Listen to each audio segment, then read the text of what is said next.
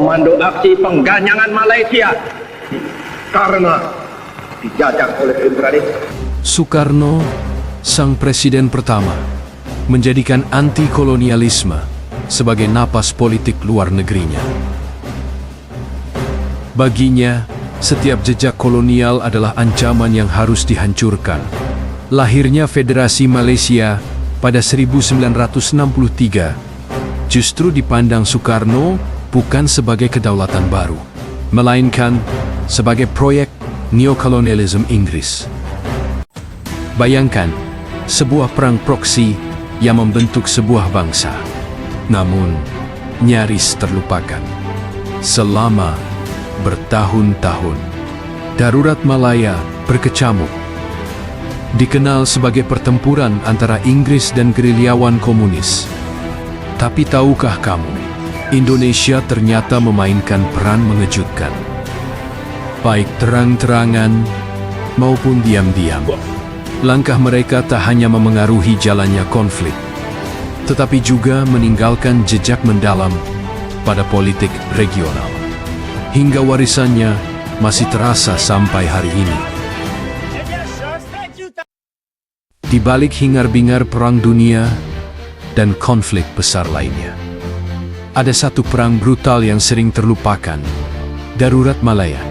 Perang ini tak hanya menguji kekuatan militer Inggris, tetapi juga kesabaran mereka menghadapi musuh yang bersembunyi di balik rimba tropis. Awalnya, Inggris meremehkan ancaman komunis. Mereka menganggap pasukan gerilya hanyalah gangguan kecil. Namun, kenyataan di lapangan berbeda. Serangan mendadak, sabotase, dan dukungan rakyat membuat Inggris mengalami serangkaian kekalahan memalukan di awal. Dan disinilah hutan mengambil peran penting. Rimba Lebat Malaya bukan sekadar medan tempur, melainkan senjata utama. Setiap pohon, setiap semak, menjadi perlindungan bagi gerilyawan. Taktik perang gerilya mereka menjadikan hutan sebagai sekutu setia, sekaligus mimpi buruk bagi pasukan Inggris. Inilah bayangan gelap di hutan. Sebuah perang bayangan yang nyaris terlupakan, namun meninggalkan luka mendalam dalam sejarah kolonial Inggris. Ketika Malaya berjuang melawan darurat, Indonesia pun baru saja merdeka dari belenggu kolonial. Soekarno, sang presiden pertama, menjadikan anti-kolonialisme sebagai napas politik luar negerinya. Baginya, setiap jejak kolonial adalah ancaman yang harus dihancurkan. Lahirnya Federasi Malaysia pada 1963 justru dipandang Soekarno bukan sebagai kedaulatan baru, melainkan sebagai proyek neokolonialisme Inggris. Sebuah upaya memperpanjang kekuasaan Barat di Asia Tenggara. Dalam bayangan inilah benih konfrontasi ditanam. Indonesia mulai memberi dukungan terselubung bagi gerilyawan komunis di Malaya. Dukungan yang sulit dibedakan antara solidaritas perjuangan kemerdekaan atau justru upaya subversif mengguncang tetangga. Dari sinilah ambisi Soekarno mulai bergeser dari sekadar pemimpin nasional menjadi tokoh yang ingin mengubah wajah geopolitik kawasan. Presiden Soekarno pada awal amaratnya berkata, hari ini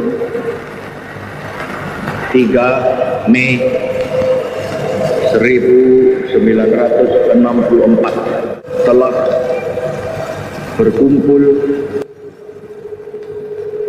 dalam satu apel besar yang saya perintahkan beberapa hari yang lalu. 21 juta sukarelawan Indonesia untuk menerima langsung dari saya Komando Aksi Pengganyangan Malaysia karena dijajah oleh imperialis. Nah, dari pihak Malaya, dari pihak Singapura, dari pihak Sarawak, dari pihak Brunei, dari pihak Sabah itu datanglah pernyataan-pernyataan kepada kami bahwa mereka itu ingin sekali merdeka, bahwa mereka itu merasa tidak senang di bawah kekuasaan Inggris. Malahan mereka mengutus utusan datang di sini. Saya sekarang serahkan kembali kepada rakyat Indonesia.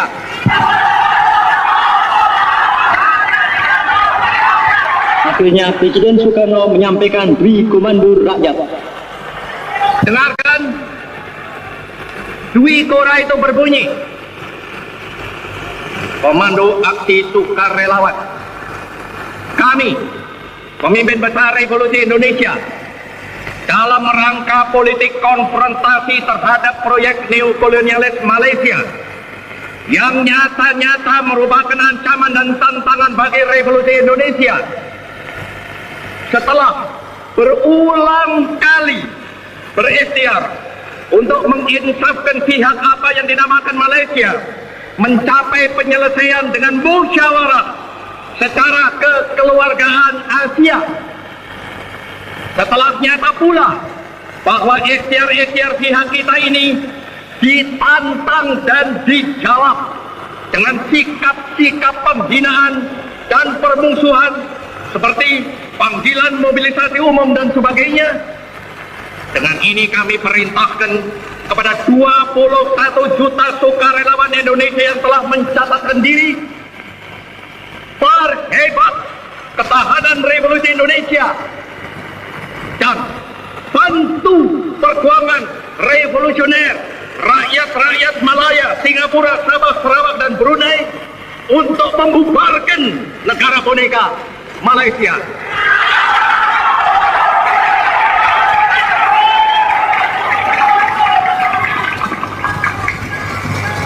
Semoga rahmat dan taufik Tuhan beserta kepada kita. Demikian Dwi Kora, saudara-saudara. Di balik garis depan, ada tangan tersembunyi yang menggerakkan roda konflik. Indonesia, lewat jaringan intelijennya, mulai menyalurkan dukungan pada Partai Komunis Malaya, MCP.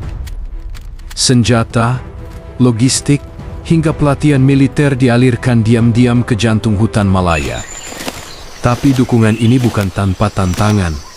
Jalur suplai harus menembus rimba tropis, melintasi perbatasan yang diawasi ketat, dan menghadapi resiko operasi intelijen Inggris. Setiap infiltrasi adalah perjudian antara keberhasilan menyelundupkan bantuan atau tertangkap dan memicu skandal internasional. Namun semakin lama, garis antara dukungan rahasia dan intervensi terbuka makin kabur. Operasi bayangan itu perlahan berubah menjadi konfrontasi Indonesia, Malaysia. Sebuah konflik terbuka yang mengguncang Asia Tenggara. Dari perang rahasia di hutan, menjadi perang ideologi dan kekuasaan di mata dunia. Perang ini tidak akan membawa apa-apa selain kehancuran. Darurat Malaya tak hanya berakhir di medan tempur. Gelombangnya merambat jauh, mengguncang dinamika kekuasaan di Asia Tenggara yang baru lahir.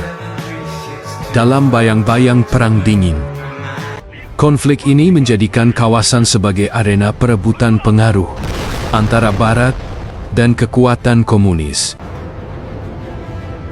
Bagi Indonesia, pengalaman ini membentuk arah kebijakan luar negeri Soekarno.